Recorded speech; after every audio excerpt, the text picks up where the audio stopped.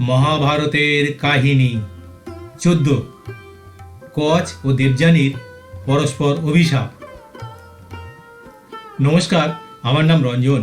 শুনছেন বিশ্বের সর্বশ্রেষ্ঠ মহাকাব্য মহাভারতের কাহিনী। এর আগের ১৩টি পর্বে শুনেছেন মহাভারতের বিস্ময়কর ৩২টি কাহিনী। আজ শুনবেন আরও একটি কাহিনী, কচ ও দেবযানীর পরস্পর অভিশাপ। মহাভারতের আদি পর্বের বর্ণনা অনুযায়ী দেবাসুর যুদ্ধের সময় অসুরদের গুরু শুক্রাচার্যের আশ্রমে দেবগুরু বৃহস্পতির পুত্র কচের বিদ্যাশিক্ষা ও মৃত সঞ্জীবনী মন্ত্র আয়ত্ত করার কাহিনী এক অনন্য উপাখ্যান। দেবাসুর যুদ্ধে অসুররা নিহত হলে অসুর গুরু শুক্রাচার্য তার জানা মৃত সঞ্জীবনী বিদ্যার জোরে তাদের বাঁচিয়ে তুলতেন, কিন্তু দেবতাদের পক্ষে কেউ তা জানতেন না। এই গোপন মন্ত্রটি শেখার জন্য দেবতারা দেবগুরু বৃহস্পতির পুত্র কচকে দূত হিসেবে শুক্রাচার্যের আশ্রমে পাঠান।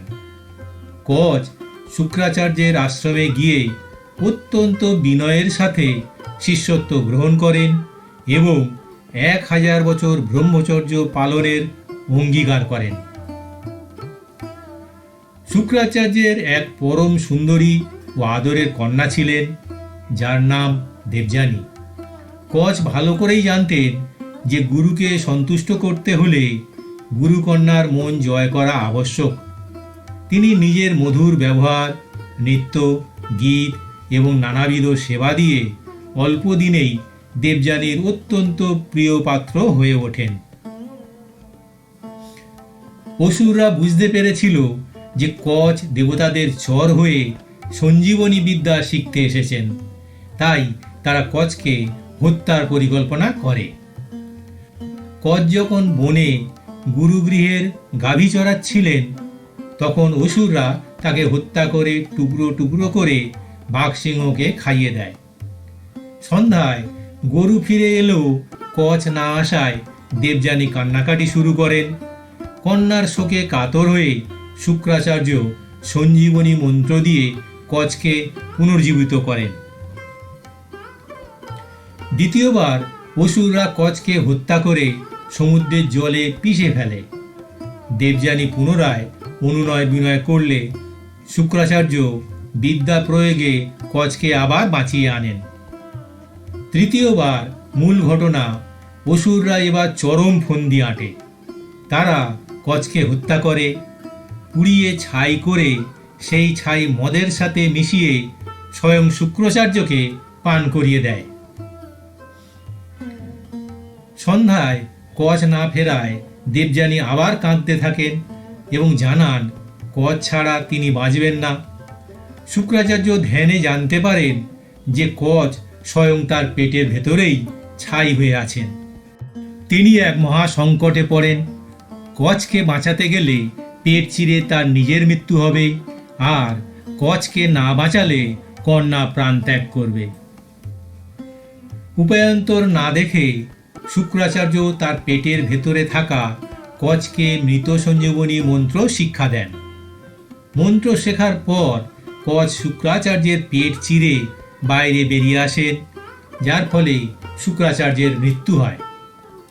এরপর কচ তার সদ্য শেখা সঞ্জীবনী বিদ্যা প্রথমবার প্রয়োগ করে গুরু শুক্রাচার্যকে পুনরায় জীবিত করে তোলেন। বিদ্যা শিক্ষা সম্পূর্ণ হওয়ার পর কচ যখন স্বর্গে ফিরে যাওয়ার অনুমতি চান, তখন দেবযানী তাকে বিবাহ করার প্রস্তাব দেন, কিন্তু কচ তা প্রত্যাখ্যান করে বলেন, যেহেতু তিনি শুক্রাচার্যের উদর থেকে জন্ম নিয়েছেন, তাই জন্মসূত্রে শুক্রাচার্য তার পিতা এবং দেবযানী তার ভগ্নী বা বোন। এতে অত্যন্ত ক্ষুব্ধ ও অপমানিত হয়ে দেবযানী কচকে অভিশাপ দেন, তুমি যে বিদ্যা শিখেছ তা যখন নিজে প্রয়োগ করতে যাবে, তখন তা আর কাজ করবে না। দেবযানীর এই কামপ্রণোদিত ও অন্যায্য অভিশাপে ব্যথিত হয়ে কচও পাল্টা অভিশাপ দেন। কচ বলেন, যেহেতু দেবযানী তাকে অনর্থক শাপ দিয়েছেন, তাই দেবযানীর ভবিষ্যতেও কোনো ব্রাহ্মণ পুত্রের সঙ্গে বিবাহ হবে না। একজন কুলীন ঋষিকন্যা হয়েও তাকে কোনো ক্ষত্রিয়ের স্ত্রী হতে হবে। কচ শান্তভাবে আরও বলেন যে তিনি নিজে প্রয়োগ করতে না পারলেও কাউকে এই বিদ্যা শেখাতে পারবেন এবং তার শেখানো ব্যক্তি এই বিদ্যা সফলভাবে প্রয়োগ করতে পারবে। তাহলে দেখতে থাকুন বিশ্বের সর্বশ্রেষ্ঠ মহাকাব্য মহাভারতের বিস্ময়কর কাহিনী। আর সাবস্ক্রাইব করে রাখুন প্লিজ, তাহলে পরের ভিডিওগুলো একের পর এক চলে আসবে আপনার কাছে। ঈশ্বরের অস্তিত্বে বিশ্বাসের পক্ষ থেকে সবাইকে জানাই আন্তরিক নমস্কার।